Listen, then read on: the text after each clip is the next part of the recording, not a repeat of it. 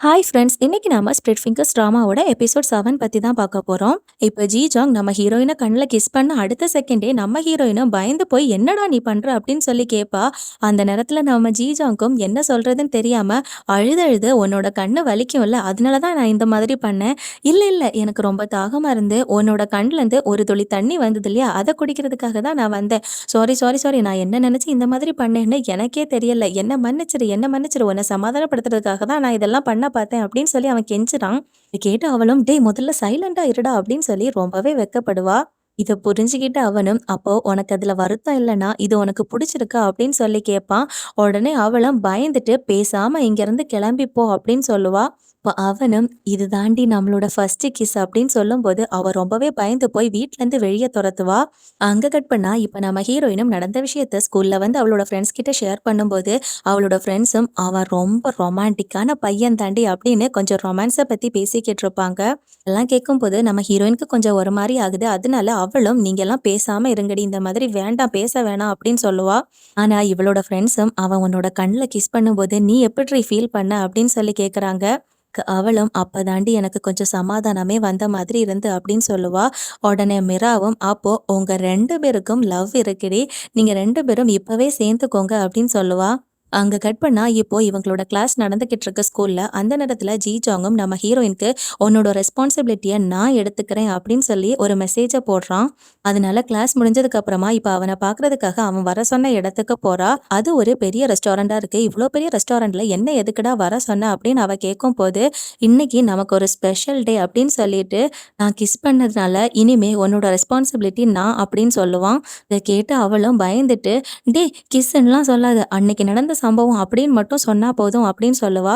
உடனே அவனும் சரி ஓகே, உனக்கு அதுதான் விருப்பம்னா நானும் அன்னைக்கு நடந்த சம்பவம் இனிமேல சொல்லலாம். அப்போ நேத்தைக்கு நமக்குள்ள ஒரு சம்பவம் நடந்துல அப்படின்னு இவன் பேசும்போது அங்க இருந்த ஸ்டாஃபும் இவங்க என்னடா பேசுறாங்க அப்படின்னு கொஞ்சம் பார்த்துக்கிட்டு இருக்காங்க. இந்த நேரத்துல நம்ம ஹீரோயினும் கடுப்பாயிட்டு இந்த மாதிரி பப்ளிக்கா எல்லாம் பேசாத, அப்படி நீ பேசிக்கிட்டு இருக்கன்னா நான் உன் கூடவே இருக்க மாட்டேன், நான் இங்க இருந்து போறேன் அப்படின்னு சொல்லிட்டு அங்க இருந்து கிளம்பி போவா. உன்னை ஜீஜாங்கும் நானும் உன் கூடவே வரேன் அப்படின்னு சொல்லிட்டு அவ பின்னாடியே கிளம்பி போவான். உன்னோட ரெஸ்பான்சிபிலிட்டியை நான் ஏத்தெடுக்கிறேன் அப்படின்னு சொல்லிட்டு கத்திட்டே போவான். உடனே அவளும் அவன் பக்கத்துல வந்து என்ன ரெஸ்பான்சிபிலிட்டி நீ எடுக்க போற, நமக்குள்ள எதுவுமே நடக்கல, நான் அழுறதுனால நீ என்னை சமாதானப்படுத்தினு தான் உண்டு, ஒரு ஃப்ரெண்டா நீ அப்படி பண்ணதான் நினைச்சுக்கோ அப்படின்னு சொல்லுவா. உடனே அவனும் இருந்தாலும் அந்த ரெஸ்பான்சிபிலிட்டியை நான் ஏத்தெடுக்கிறேன், எனக்கு கில்ட்டி ஃபீலிங் இருக்கு, உன்னோட பெர்மிஷன் இல்லாம நான் அப்படி பண்ணதுனால அப்படின்னு திரும்ப திரும்ப அதையே பேசிக்கிட்டு இருக்கான். இந்த நேரத்துல நம்ம ஹீரோயினும் ரொம்பவே வெக்கப்பட்டுட்டு அவளோட வீட்டுக்கு கிளம்பி போறா. அங்க கட் பண்ணா அந்த பக்கம் அந்த சுன்ஹோ அந்த ப்ளூ ஹேர் பொண்ணை ஸ்கூல் படிக்கும்போது அவனுக்கு எப்படி பிடிச்சது அப்படிங்கிற பழைய நினைவுகள் எல்லாத்தையும் நினைச்சு பார்த்துக்கிட்டு இருக்கான். அதே சமயம் இங்க இந்த ப்ளூ ஹேர் பொண்ணும் சுன்ஹோ மிலிட்ரிக்கு போக போறான் இல்லையா, அதனால அதை நினைச்சு ஃபீல் பண்ணி யோசிச்சுக்கிட்டு இருப்பா. இப்ப திடீர்னு தன்னைத்தானே அந்த ப்ளூ ஹேர் பொண்ணும் அப்போ அன்னைக்கு அவன் என்ன பிடிக்கும்லாம் சொன்னது அவன் மிலிட்ரிக்கு போறதுக்கெல்லாம் டிசைட் பண்ணிட்டு தான் அப்படி சொன்னானா, என்ன ப்ரொப்போஸ் பண்ணி செட் பண்ணிட்டு என்ன 2 வருஷம் ஒத்தைக்கு போட்டுட்டு போலான்னா இவன் டிசைட் பண்ணான் அப்படின்னு சொல்லி அவனை தன்னைத்தானே உட்காந்து திட்டிக்கிட்டு இருப்பா. அங்க கட் பண்ணா இப்போ இவங்களோட டிராயிங் கிளப்ல next week red colour costume போட்டுட்டு வரணும்னு சொல்லி எல்லாரும் சூஸ் பண்ணியிருப்பாங்க. அதனால இப்போ நம்ம ஹீரோயினும் அவள்கிட்ட ரெட் கலர் ட்ரெஸ் இல்லாததுனால ஒரு ரெட் கலர் பூவை மட்டும் போட்டுட்டு அந்த கிளப்புக்கு நடந்து போவா. இந்த ஜி ஜாங் அவன் கிஸ் பண்ணதை பத்தி அங்க இருக்க எல்லார்கிட்டையும் சொல்லுவானோன்னு சொல்லி ஒருவித தயக்கமும் இவளுக்கு இருக்கு. அதனால பயந்து பயந்து அவ இப்ப கிளப்புக்குள்ள போகும்போது அங்க ஜி ஜாங் கிட்டார்லாம் வாசிக்கிட்டு நான் அவளோட ரெஸ்பான்சிபிலிட்டியை ஏத்தெடுப்பேன் அப்படின்னு சொல்லி அங்க பயங்கரமா பாட்டு பாடிக்கிட்டு இருக்கான்.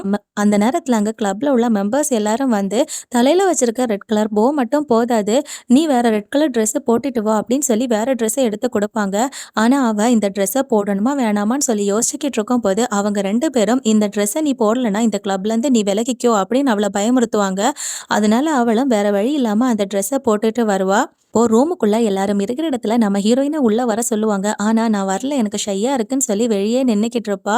அந்த நேரத்துல இவங்களும் அவளை ஃபோர்ஸ் பண்ணி உள்ள கூட்டிட்டு வரும்போது திடீர்னு அவ பேலன்ஸ் இல்லாம அப்படியே ஜீஜாங்க போய் ஹக் பண்ணுவா.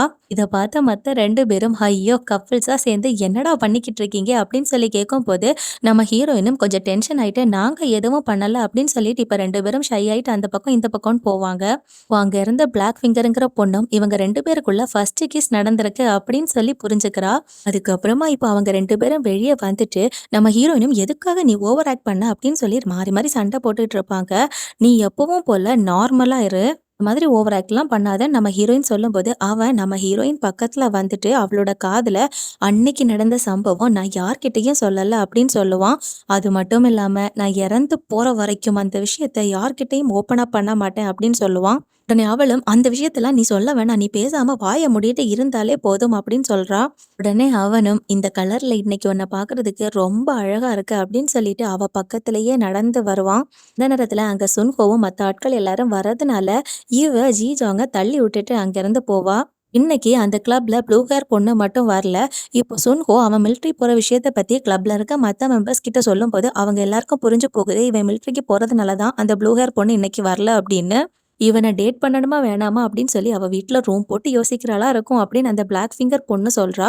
உடனே அங்க இருக்கவங்களும் இதெல்லாம் உனக்கு எப்படிடி தெரியும் அப்படின்னு சொல்லி கேட்கும்போது, என்னோட ஃபர்ஸ்ட் லவ்வும் இப்படிதான் இருந்துச்சுன்னு சொல்லி அவளோட ஃபர்ஸ்ட் லவ்வ பத்தி பேசுவா. இப்போ சுன்ஹோவும் வெளிய தனியா உட்காந்துக்கிட்டு இருப்பான். அவன் பக்கத்துல இந்த பிளாக் ஃபிங்கர் பொண்ணு வந்து நான் சொன்னதுல உனக்கு ஏதாவது வருத்தம் இருக்கான்னு சொல்லி கேட்பா. அதுக்கு அவனும் இல்ல அதுல எந்த வருத்தமும் இல்ல. நான் அவள நினைச்சு தான் ஃபீல் பண்ணிக்கிட்டு இருக்கேன் அப்படின்னு சொல்லுவான். அதுக்கு அவளும் அந்த ப்ளூ ஹேர் பொண்ணுக்கு உன்ன ரொம்பவே பிடிக்கும். நீ அத நினைச்சு ஃபீல் பண்ணாத. ரொம்ப சீக்கிரம் எல்லாமே பெர்ஃபெக்ட்டா மாறும் அப்படின்னு சொல்லுவா. இங்க 2 பேரும் க்ளோஸ் ஃப்ரெண்ட்ஸா இருந்ததுனால அவளுக்கு இவ்ளோ நாட்கள் புரியாம இருந்தது. ஆனா இப்போ திடீர்னு நீ மிலிட்டரிக்கு போறேன்னு சொன்னதுனால கண்டிப்பா அவ புரிஞ்சுப்பா அப்படின்னு சொல்றா. உடனே சுன்ஹோவும் அப்படி நடந்துச்சுன்னா எனக்கு ரொம்ப சந்தோஷம் தான் அப்படின்னு சந்தோஷப்படுவான். இப்போ அவங்க எல்லாரும் படம் வரையறதுக்கு முன்னாடி அவங்க போட்டிருக்க கலர பத்தி ரொம்ப ஹைலைட்டா சொல்லிட்டு தன்னைத்தானே பெருமையா பேசி பாட்டெல்லாம் பாடணும். இத பார்க்கும்போது நம்ம ஹீரோயினுக்கு கொஞ்சம் ஒரு மாதிரி இருக்குது. ஐயோ! நாம எப்படி இதெல்லாம் பண்ண போறோம் அப்படின்னு சொல்லி. இப்போ ஜிஜாங்கோட வாய்ப்பு வருது. அவனும் ஃப்ரண்ட்ல போய் நின்னுட்டு என்ன பார்க்கறதுக்கு நான் ரொம்ப ஹேண்ட்ஸமா இருப்பேன். அப்படி இப்படின்லாம் அவன் பயங்கரமா பில்டப்பா பேசிக்கிட்டு இருக்கான். சரி ஓகே நெக்ஸ்ட்டா பேபி ப்ளூ பேசுங்க அப்படின்னு சொல்லி நம்ம ஹீரோயின் கிட்ட பாட்டு பாடுறதுக்காக சொல்லுவாங்க. நம்ம ஹீரோயினும் பயங்கரமா டென்ஷன் ஆயிட்டு நான் என்ன பண்றதுன்னு எனக்கு தெரியல அப்படின்னு சைலண்டா நிப்பா. அந்த நேரத்துல இந்த ஜிஜாங்கும் நீ பார்க்கறதுக்கு அழகா இருக்க, ஸ்மார்ட்டா இருக்க இப்படின்னு தன்னைத்தானே என்னத்தையாவது சொல்லு அப்படின்னு மோட்டிவேட் பண்ணுவான். இருந்தாலும் அவ சைலண்டா இருக்கும்போது அதுக்கு பதிலா இப்ப ஜிஜாங் பாட்டு பாட ஆரம்பிப்பான். உடனே அங்க இருந்த மத்தவங்களும் உன்னால பேச முடியாதுன்னா இந்த கிளப்ப விட்டு நீ இறங்கிப்போ. உனக்காக நீ தான் பாடணும் அப்படின்னு சொல்லுவாங்க. இதனால பயந்து போன நம்ம ஹீரோயினும் நானே பாட்டு பாடுறேன் அப்படின்னு சொல்லிட்டு அவளும் எனக்கு படிக்க தெரியும் நான் ரொம்ப கியூட்டு அப்படி இப்படின்னு சொல்லி அவளோட பாசிட்டிவ் விஷயங்கள் எல்லாத்தையுமே பாட்டா பாடிக்கிட்டு இருப்பா. அப்புறமா கிளப் மெம்பர்ஸ் எல்லாருமே நீ ரொம்ப பெர்ஃபெக்ட்டா பண்ற அப்படின்னு சொல்லி அவளை என்கரேஜ் பண்ணுவாங்க. இப்ப நம்ம ஹீரோயினும் கிளப்பை விட்டு வெளியே வந்து உட்காந்துக்கிட்டு இருக்கும்போது சுன்ஹோவும் அவ பக்கத்துல வந்து உட்காந்து உன்னோட தைரியம் இப்போ ரொம்ப கூடிட்டு வருது. அது பார்க்கறதுக்கு சந்தோஷமா இருக்கு. உன்னை நான் கூட்டிட்டு வந்ததுல எனக்கு ரொம்பவே சந்தோஷம் அப்படின்னு சொல்லுவான். இதை கேட்ட அவளும் அன்னைக்கு என்ன மட்டும் எதுக்காக நீங்க ஸ்பெஷலா கிளப்ல சேர்றதுக்கு கூப்பிட்டீங்க அப்படின்னு சொல்லி கேட்கும்போது இவனும் அன்னைக்கு நான் உன்னை பார்க்கும்போது என்னோட ஸ்கூல் டைம் தான் எனக்கு ஞாபகத்துக்கு வந்தது. ஏன்னா நானும் யார்கிட்டயும் பேசுறதுக்கு தைரியம் இல்லாம இருந்தேன். எனக்கு வந்த மாற்றம் மாதிரி உனக்கும் ஒரு மாற்றம் கிடைக்கணும்னு சொல்லி நான் எதிர்பார்த்தேன். அதனால தான் உன்னை மட்டும் நான் இந்த கிளப்புக்கு கூப்பிட்டேன் அப்படின்னு சொல்லுவான். அதை கேட்ட அவளும் நீயும் என்ன மாதிரி பேசாம இருந்திருக்கிறியா அப்படிங்கறத அவளால நம்பவே முடியல. அவனும் நான் சொல்றதெல்லாம் உண்மைதான். நானும் உன்ன மாதிரி தான் இருந்தேன் அப்படின்னு சொல்லுவான். அந்த நேரத்துல இப்போ அந்த ப்ளூ ஹேர் பொண்ணு வரா. அவளும் அங்க வந்து நம்ம ஹீரோயினை இன்னைக்கு பார்க்கறதுக்கு ரொம்ப கியூட்டா இருக்கிறியே அப்படின்னு சொல்லி அவளை பத்தி பேசிக்கிட்டு இருக்கும்போது பக்கத்துல நிக்கிற சுன்ஹோவை பார்த்துட்டு இப்ப சைலண்ட் ஆகுறா. இப்ப நம்ம ஹீரோயினும் சரி இவங்க 2 பேரும் தனியா கொஞ்ச நேரம் பேசட்டும்னு நினைச்சிட்டு அவ இப்போ உள்ள போறா. இப்போ உள்ள பிளாக் ஃபிங்கர்ங்கிற அந்த பொண்ணு செல்ஃபி எடுத்துக்கிட்டு இருப்பா. அந்த நேரத்துல அவளுக்கு பிடிச்ச காக்கிங்கிற ஒருத்தன் அங்க வருவான். அவனும் அவளோட போனை வாங்கி உனக்கு நான் போட்டோ எடுத்து கொடுக்குறேன் அப்படின்னு சொல்லுவான். இந்த நேரத்துல தெரியாதனமா அவன் கையில இருந்து அவளோட போன் கீழே விழுந்து உடைஞ்சு போகுது. இதுக்கான காசு நான் உனக்கு கண்டிப்பா கொடுக்குறேன்னு சொல்லி பயந்து போய் சொல்லுவான். அந்த நேரத்துல அந்த பிளாக் ஃபிங்கர் பொண்ணும் படிக்கிற உன்கிட்ட எங்க காசு இருக்க போகுது, உன்கிட்ட காசு இருக்காதே அப்படின்னு சொல்லுவான். இதுக்கு அவனும் என்கிட்டயும் காசு இருக்கு. நான் சின்ன பையன் ஒன்றும் இல்லை. இதை நான் உடைச்சதுனால நான் தான் உனக்கு ஃபோன் வாங்கி தருவேன் அப்படின்னு சொல்லுவான். இவனுக்கு இவள பிடிக்கும். ஆனா பிளாக் ஃபிங்கரோட வயசு அவனை விட கொஞ்சம் பெரிய வயசு தான். அங்க கட் பண்ணா இப்ப அந்த ப்ளூ ஹேர் பொண்ணு சுன்ஹோவை தனியா கூட்டிட்டு போய் பேசிக்கிட்டு இருக்கா. எனக்கு டிசிஷன் எடுக்கிறதுக்கு கொஞ்சம் டைம் தேவைப்படுது. ஏன்னா எனக்கு உன்னை பிடிக்குதா இல்லையான்னு சொல்லி எனக்கு இன்னும் கன்ஃபார்மா ஒரு டிசிஷன் எடுக்க முடியலன்னு சொல்லுவா. அந்த நேரத்துல அவனும் உனக்கு இன்னும் எவ்வளோ நேரம் தேவைப்படுது, ஏன்னா எனக்கு மிலிட்டரி போறதுக்கு இன்னும் நிறைய நாள் இல்ல கொஞ்ச நாட்கள் தான் இருக்கு அப்படின்னு சொல்லுவான். அங்க கட் பண்ணா அந்த பக்கம் இவங்க படம் எல்லாம் வரைஞ்சிட்டு வீட்டுக்கு போறதுக்காக இருக்கும்போது இந்த ஜி ஜாங்கும் நம்ம ஹீரோயின் கிட்ட ஒரு விஷயத்த பத்தி பேசணும்னு சொல்லி அவ பக்கத்துல வந்து உட்காருவான். அவளும் பயந்துட்டு தேவையில்லாம முன்னாடி மாதிரி எதுவும் கத்தி பேசாத அப்படின்னு சொல்லுவா. அதுக்கு அவனும் அன்னைக்கு நடந்த சம்பவத்துக்கு அப்புறமா உனக்கு என் மேல விருப்பம் இருக்கா இல்லையாங்கிறது எனக்கு தெரியல. அதனால தான் உன்கிட்ட கேட்கறதுக்காக வந்தேன்னு சொல்லுவான். இத கேட்ட அவளும் பயங்கரமா கடுப்பாயிட்டு, திரும்பவும் தேவையில்லாத விஷயத்தையாடா பேசுற அப்படின்னு சொல்லி சண்டை போடுவா. அதுக்கு அவனும் என்னது தேவையில்லாத விஷயமா? இது என்னது தேவையில்லாத விஷயம்? சரி உன்ன நான் கஷ்டப்படுத்தியிருந்தேன்னா என்ன மன்னிச்சுக்கோ.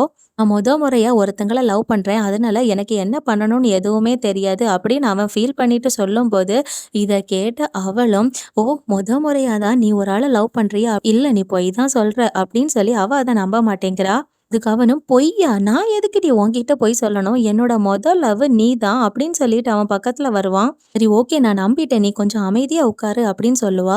அங்க கட் பண்ணா அந்த பக்கம் இப்போ நம்ம ஹீரோயினோட தம்பியோட கிளாஸ்ல படிக்கிற ஒரு பையன் அவனுக்கு கிஃப்ட்டா ஒரு சாக்ஸ குடுத்திருப்பான். அந்த சாக்ஸ இப்ப இவன் போட்டுட்டு போகணுமா வேணாமான்னு சொல்லி வீட்ல உட்காந்து யோசிச்சுட்டு இருப்பான். அதே சமயம் அங்க ஸ்கூல்ல வச்சு அந்த சாக்ஸ் கிஃப்ட்டா குடுத்தான்ல ஒரு பையன். அந்த பையன அவனோட ஸ்கூல்ல ராகிங் பண்ற கொஞ்சம் பசங்க சேர்த்து பயங்கரமா பயமுறுத்திட்டு இருப்பாங்க. "உன்னால நம்ம ஹீரோயினோட தம்பி கூட ஃப்ரெண்ட் ஆகலாம் முடியாதுடா" அப்படின்னு சொல்லுவாங்க. "அது ஏன் என்னால அவன் கூட ஃப்ரெண்ட் ஆக முடியாது?" அப்படின்னு இவன் கேட்கும்போது, "உன்ன மாதிரி மூக்குல சளி வெளிய வந்து மூக்கு பாய்ச்சிட்டு இருக்க பையனெல்லாம் யார்றா ஃப்ரெண்டா கூப்பிடுவா? நீ குடுத்த சாக்ஸ அவன் எப்பவோ தூக்கி தூர போட்டிருப்பான்" அப்படின்னு சொல்லி இவங்க மிரட்டிட்டே பேசிட்டு இருப்பாங்க. அந்த நேரத்துல கரெக்ட்டா நம்ம ஹீரோயினோட தம்பியும் கிளாஸ்ல நடந்து வருவான். அங்க ராகிங் பண்ணிட்டு இருந்த பசங்களும், "டேய் அவனோட சாக்ஸ இவனுக்கு காட்டிக் குடுங்கடா. அப்பவாவது இவன் நம்பட்டும். இவனோட சாக்ஸ அவன் தூக்கி போட்டுட்டான்" அப்படின்னு சொல்லி அவங்க எல்லாரும் சேர்ந்து நம்ம ஹீரோயினோட தம்பியோட ஷூவ கழட்டி என்ன சாக்ஸ் போட்டிருக்கான்னு சொல்லி பார்க்குறாங்க. பார்க்கும்போது அவன் வேற சாக்ஸ் போட்டிருக்கான். இதனால இந்த ராகிங் பண்ற பசங்க எல்லாரும் அந்த முக்குப்பாச்சி பையன ராகிங் பண்ணி சிரிச்சுக்கிட்டு இருக்காங்க. அந்த நேரத்துல அந்த மூக்கு பாய்ச்சிட்டு இருந்தான்ல பையன், அவனோட பேரு பங்கு. அவன் என்ன சொல்றான்னா, இந்த மாதிரி ஒரு கும்பலா சேர்ந்து ஒரு பையன கொடுமைப்படுத்துறாங்கன்னா, அவங்க எல்லாரும் ரொம்ப கேவலமான ஆட்கள்ன்னு சொல்லி என்னோட பாட்டி சொல்லியிருக்காங்க. அதனால நீங்க அவன சும்மா விடுங்கடா அப்படின்னு சொல்லுவான். அப்ப இந்த ராகிங் பண்ற பசங்களும், "நீ வாங்கி குடுத்த சாக்ஸ அவன் போடல. இருந்தாலும் நீ எதுக்காகடா அவனுக்கு சப்போர்ட் பண்ற?" அப்படின்னு சொல்லி கேட்கும்போது, திடீர்னு நம்ம ஹீரோயினோட தம்பியும், "உங்களுக்கு நம்பிக்கை இல்லன்னா நான் உன்ன காட்டி தாரேன்டா" அப்படின்னு சொல்லிட்டு அவன் யூனிஃபார்ம் போட்டிருந்த சாக்ஸ கழட்டி அவனோட ஃப்ரெண்ட் அந்த பையன் வாங்கி குடுத்த சாக்ஸ போட்டிருக்கிறத காட்டுவான்.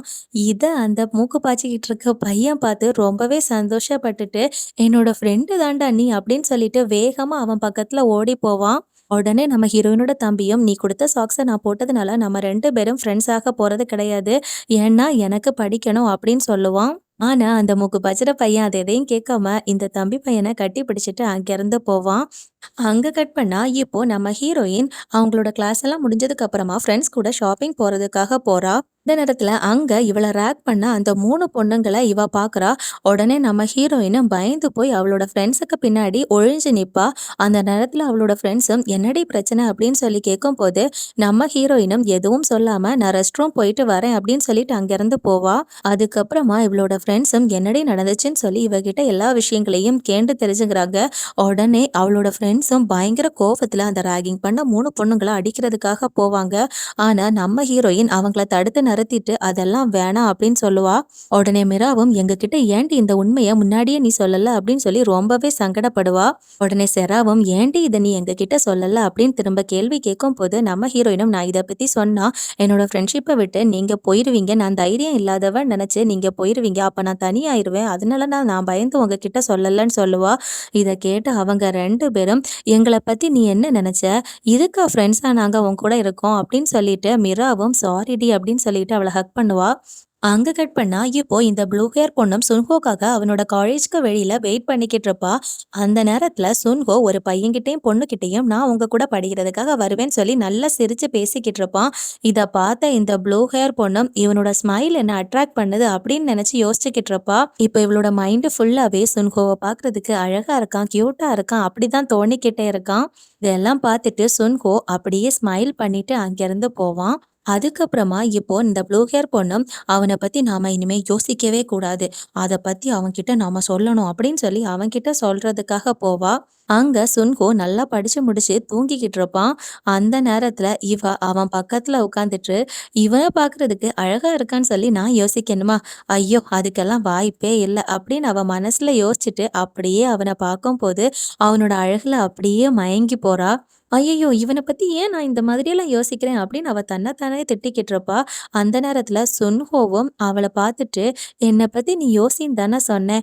ஆனா நீ இப்ப என்ன பண்ணிக்கிட்டு இருக்க?" அப்படின்னு அவன் சவுண்ட் போடும்போது, இவளும் பயந்து அங்கிருந்து ஓடி போவா. இப்ப அன்னைக்கு சாயங்காலம் இந்த ஜிஜாங் மாடலிங்காக போயிருப்பான். அங்க அவனுக்கு ரொம்பவே வேர்த்து கொட்டுது. இதனால இந்த ஏரியமும் நான் உனக்கு தொடச்சு விடுறேன் அப்படின்னு சொல்லிட்டு டிஷ்யூ எடுத்து அவனுக்கு தொடச்சு விடுறதுக்காக போவா. இது புரிஞ்ச அவனும் அதெல்லாம் தேவையில்ல அப்படின்னு சொல்லிட்டு அவள அவாய்ட் பண்ணுவான். அந்த நேரத்துல ஏரியமும் இவன நம்ம கைக்குள்ள கொண்டு வரணும்னா ஃபர்ஸ்ட்டு அந்த ஹீரோயினுக்கும் இவனுக்கும் இருக்கிற ரிலேஷன்ஷிப்பை நாம கட் பண்ணணும். அதை நாம முறிக்கணும் அப்படின்னு நினைப்பா. அதனால இந்த ஏரியமும் நம்ம ஹீரோயினுக்கு கால் பண்ணி அவளை நாம தனியா மீட் பண்ணலாம்னு சொல்லி கூப்பிடுவா. அப்படி இவங்க 2 பேரும் ஃபர்ஸ்ட்டா மீட் பண்ண இடத்துல வச்சுதான் இப்போ இவங்க மீட் பண்றாங்க. நம்ம ஹீரோயினும் என்ன எதுக்காக இப்ப கூப்பிட்டீங்கன்னு சொல்லி கேட்பா. அப்ப ஏரிமும் எனக்கு ஒரு டவுட் இருக்கு. நான் மாடலிங் பண்ணிக்கிட்டு இருக்கேன். நான் படிச்சுட்டும் இருக்கேன். நான் எத பண்றதுன்னு எனக்கு கன்ஃப்யூஸ்டா இருக்கு அப்படின்னு சொல்லி இவ மாடலிங் பண்ண ஃபோட்டோஸ் எல்லாத்தையுமே நம்ம ஹீரோயின் கிட்ட அவ காட்டி குடுக்குறா. இந்த ஃபோட்டோஸ் எல்லாத்தையுமே நம்ம ஹீரோயின் ஸ்க்ரோல் பண்ணி பார்த்துக்கிட்டு இருக்கும்போது அதுல ஜிஜாங்கும் ஏரிமும் சேர்ந்திருக்கிற ஃபோட்டோஸ் இருக்கு. அந்த ஃபோட்டோஸ இவ வேணும்னே பார்க்கணுங்கிறதுக்காக தான் அவளோட மொபைல நம்ம ஹீரோயின் கிட்ட குடுத்திருப்பா. அப்ப அந்த ஃபோட்டோஸ் எல்லாத்தையுமே நம்ம ஹீரோயின் பார்த்துட்டு இருக்கும்போது அதுல ஜிஜாங் இருக்க ஃபோட்டோவ ஜூம் பண்ணி பார்க்குறா. இது ஜிஜாங்ல நீங்க 2 பேரும் இவ்ளோ க்ளோஸா இருக்கிறீங்களா? அப்படின்லாம் கேட்பா. அந்த நேரத்துல ஏரிமும் உனக்கு ஜிஜாங்க தெரியுமான்னு சொல்லி கேட்கும்போது நம்ம ஹீரோயினும் டிராயிங் கிளப்ல வச்சு எனக்கு அவன தெரியும் அப்படின்னு சொல்லுவா. உடனே ஏரிமும் அப்ப நீங்க ஒரு ஹெல்ப் பண்ணுங்க. ஜிஜாங் என்னோட எக்ஸ் பாய் ஃப்ரெண்ட். எங்க 2 பேருக்குள்ள ஒரு சின்ன பிரச்சனை ஆனதுனால தான் நாங்க பிரேக்கப் பண்ணியிருக்கோம். எனக்கு திரும்பவும் அவன் கூட சேர்றதுக்கு தான் ஆசை. அதனால என்னையும் நீங்க அந்த டிராயிங் கிளப்ல சேர்த்து விடுவீங்களா? எனக்கு ஜீஜான் கூட திரும்பவும் பழையது மாதிரி கப்பிள்ஸா மாறணும் அப்படின்னு சொல்லி இவ பொய் சொல்லுவா. இத கேட்ட நம்ம ஹீரோயினுக்கு ரொம்பவே ஷாக் ஆகுது. அதுக்கப்புறமா நம்ம ஹீரோயினுக்கு இப்போ ஜீஜாங் சொன்ன நிறைய விஷயங்கள் ஞாபகத்துக்கு வருது. அதாவது அவன் முறையா ஒரு பொண்ண அதாவது உன்ன நான் லவ் பண்றேன் அப்படின்னு சொல்லியிருப்பான். அதெல்லாம் இவ நினைச்சு பார்த்துட்டு அப்போ ஜீஜாங் சொன்ன எல்லாமே பொய் தானே அப்படின்னு யோசிப்பா. அதனால அந்த கோவத்துல இப்ப அன்னைக்கு நைட்டு அவளோட வீட்ல படுத்திருக்கும் போது அவன் சொன்ன விஷயங்கள் எல்லாத்தையுமே நினைச்சு அவன் மேல கோவப்பட்டுக்கிட்டே இருப்பா. உடனே அவளும் நான் அவனை டேட் பண்ணவே இல்லையே, அப்புறம் எதுக்கு எனக்கு அவன் மேல கோவம் வருது அப்படின்னு சொல்லி ரொம்ப கன்ஃபியூஸ்ட் ஆகுறா. ஆக்சுவலா இவளுக்கும் ஜிஜாங்க ரொம்பவே பிடிக்கும். ஆனா அத அவ புரிஞ்சுக்கல அவ்வளோதான். அந்த நேரத்துல ஏரிமும் நம்ம ஹீரோயினுக்கு ஒரு மெசேஜ போடுறா. நான் இன்னைக்கு கேட்டது ஒரு பெரிய விஷயம் அப்படின்னா என்ன நீங்க மன்னிச்சிருங்க அப்படின்னு சொல்லி பாவம் போல மெசேஜ் பண்றா. அந்த மெசேஜ பார்த்த நம்ம ஹீரோயினும் ஏரிம் சொன்ன மாதிரி அவங்க 2 பேரும் ஒண்ணு சேர்ந்தா பெர்ஃபெக்ட் கப்லா இருப்பாங்கன்னு யோசிக்கிறா. உடனே அவ அந்த ஸ்பிளிட் ஃபிங்கர்ஸ் கிளப் குரூப்ல என்னோட ஃப்ரெண்ட வர ஞாயிற்றுக்கிழமை நான் கூட்டிட்டு வரவா கிளப்ல சேர்றதுக்கு அப்படின்னு சொல்லி கேட்பா. அந்த நேரத்துல கிளப்ல இருக்கவங்களும் சரி ஓகே கூட்டிட்டு வான்னு சொல்லியிருப்பாங்க. அதனால இப்போ நம்ம ஹீரோயினும் ஏரன் கிட்ட இந்த வீக்கு உன்னையும் நான் கிளப்புக்கு கூட்டிட்டு போறேன் அப்படின்னு ஒரு மெசேஜ போடுவா. அப்படி இவங்க 2 பேரோட ரிலேஷன்ஷிப்பை கட் பண்றதுக்காக தான் இந்த ஏரியும் இவங்களுக்கு இடையில வந்திருக்கா. இது எங்க போய் முடிய போகுதுன்னு நாம அடுத்த எபிசோட்ல பார்க்கலாம். அதோட இந்த எபிசோட் 7 முடியுது. அடுத்த எபிசோட ரொம்ப சீக்கிரமா அப்லோட் பண்றேன். மறக்காம சப்ஸ்கிரைப் பண்ணி வச்சுக்கோங்க. தேங்க்யூ. பை.